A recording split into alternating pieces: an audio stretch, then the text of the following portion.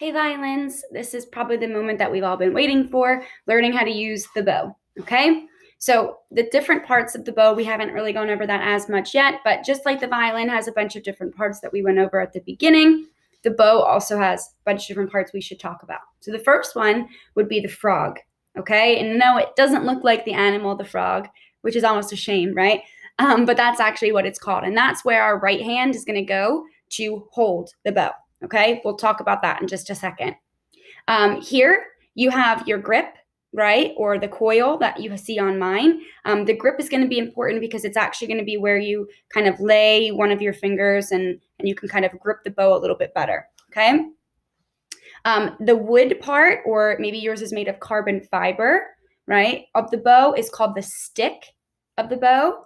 And of course, we know that this part here is called the horsehair. Now, we want to make sure that we don't touch the horsehair because you do, just like on the violin, we didn't want to touch the violin, you have oils on your hands, even though you can't see it, and maybe even some dirt. So you don't want to touch the horsehair because if you do, it might start affecting the sound, okay?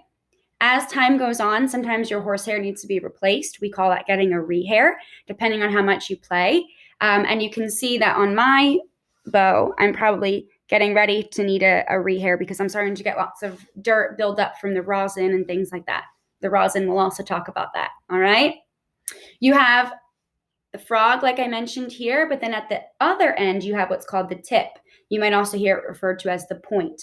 The tip of the bow, right? We don't hold the bow there. It's just something that we'll say, if I ever say go from the frog to the tip, that's how long I want you to pull the bow and back again, okay? Now here you have your adjusting screw.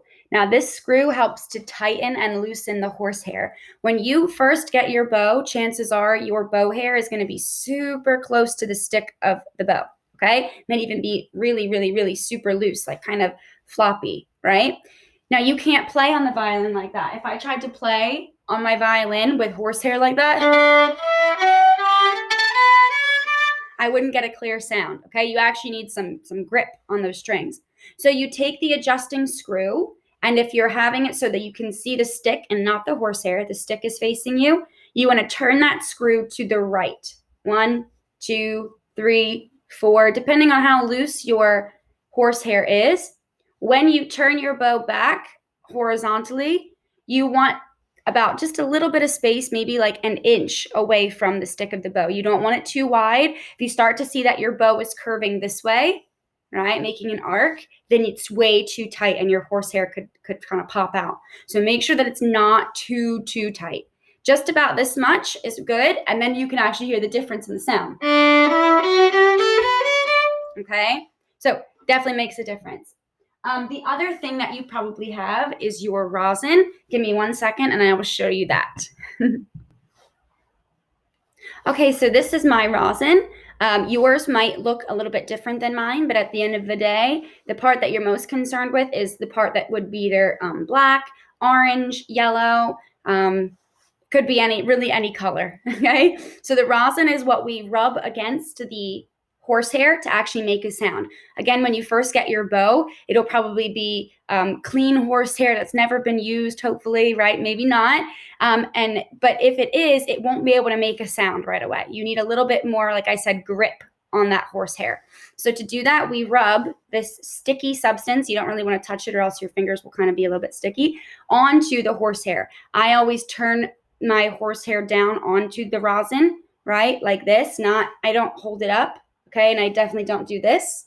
I make it so that the horsehair is facing down on top of the rosin, and then I scrub at the frog, in the middle, and at the tip of the bow. And then I go back again, middle, frog. Some people suggest that you just rosin it one way, in one direction, which you can do repeatedly.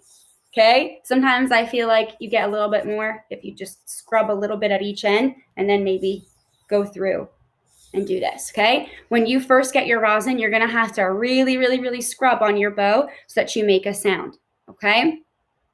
So those are the parts of the bow, and that's the rosin. I will show you how to hold the bow in my next video, all right? Okay, stay tuned.